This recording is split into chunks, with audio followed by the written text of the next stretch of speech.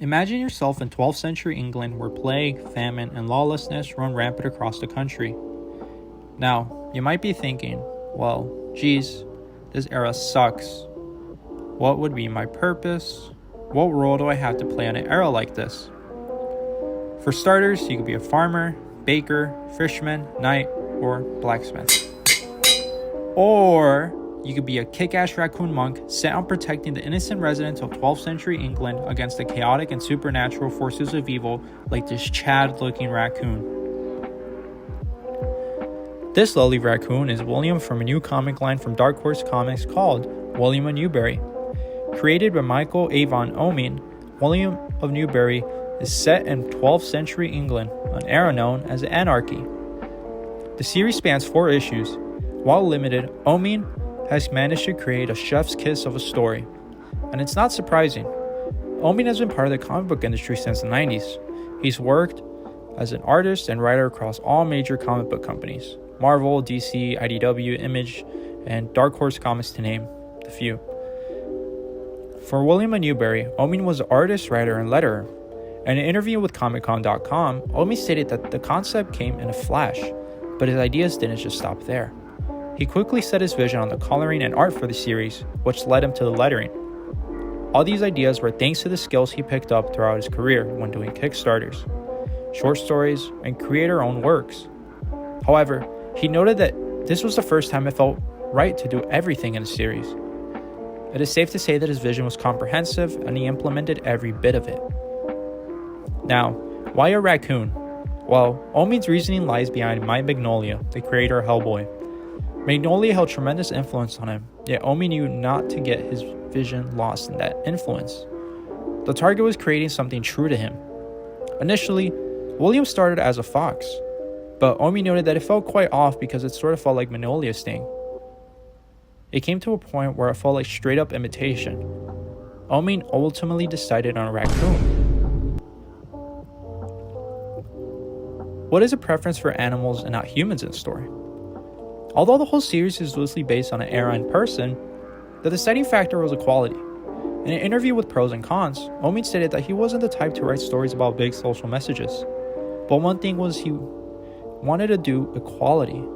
Part of it was I really wanted to talk about, like, I don't write stories that have like big social messages in them. If they're in there, they're in there. If you read it and you read it and you get it and you don't.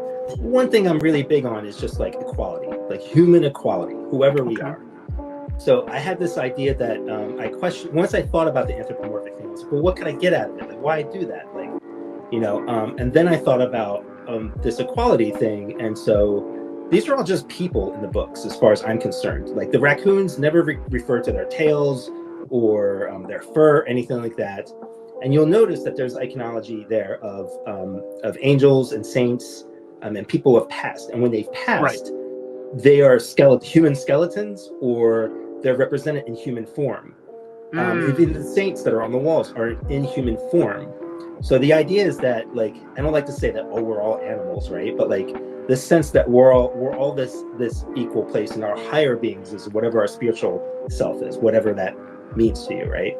Okay. So that was one of the reasons why I thought this would really spell things out of, like, how to treat people equally and morally, and that kind of came out of inspiration.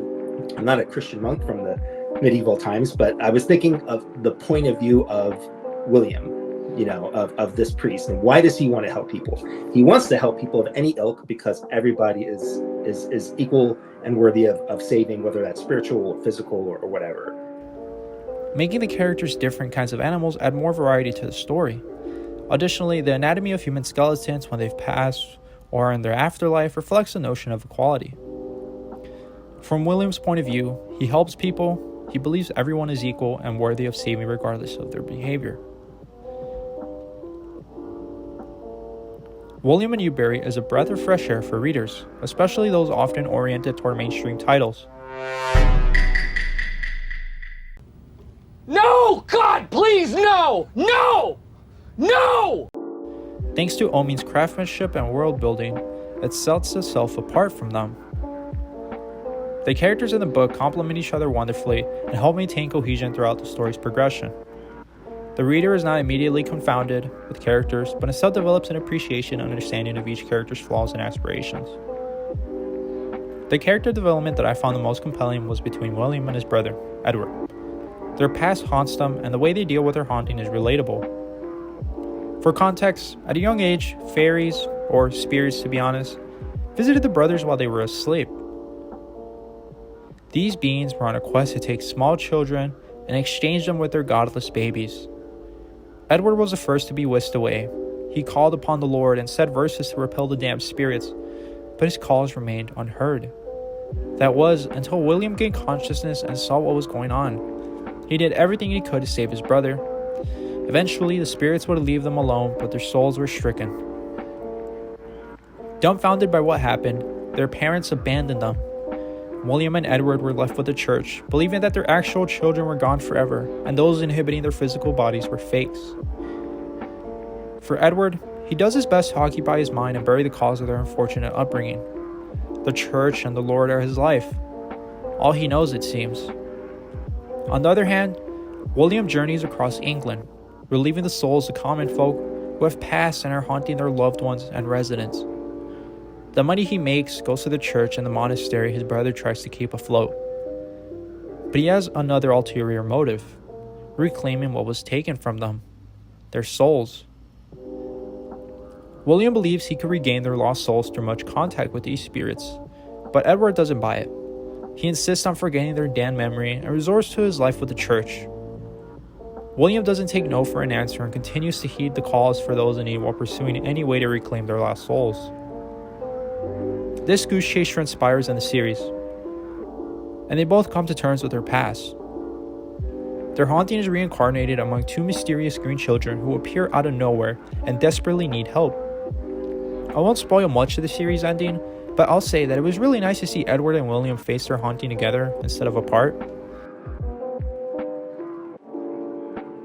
Throughout the series, Omi's work shows no signs of slip-ups and invites the reader with authentic intrigue to want to know more.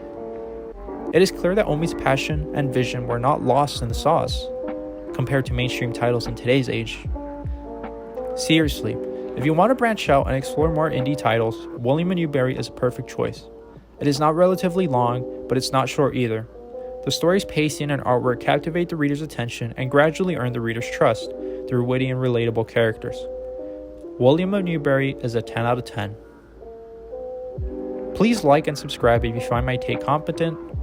If you have any grievances, comment below. I am new to this YouTube scene, so I learn as I go. I'd appreciate it if you would accompany me on this journey. Thank you.